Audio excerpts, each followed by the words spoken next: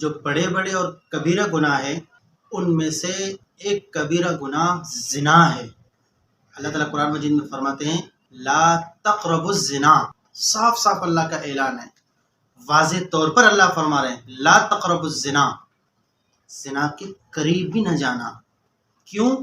اس لیے انہ کان فاحشۃ وساء سبیلا، کیونکہ زنا یہ فحش ہے اور اس میں سراسر برائی ہے، بہت برا راستہ ہے، بہت ہی زیادہ گھٹیا راستہ ہے۔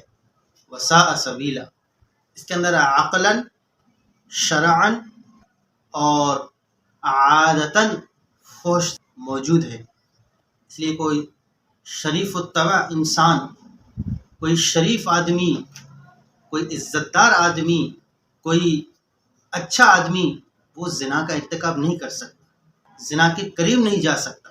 حدیث شریف کے اندر ہے زنا کرنے سے آدمی کی روزی میں تنگی آ جاتی ہے، زنا کرنے سے انسان کے چہرے کا نور ختم ہو جاتا ہے، پھٹکار آ جاتی ہے چہرے کے اوپر، اور اللہ کی رحمتوں سے دور ہو جاتا ہے، اللہ کی ناراضگی اترتی ہے اس کے اوپر، اللہ اس سے ناراض ہوتے ہیں، روزی رزق سے بھی برکت چلی جاتی ہے، چہرے کا نور چلا جاتا ہے، اللہ اس سے ناراض ہوتے ہیں، اللہ کی رحمتوں سے دور ہو جاتے ہیں۔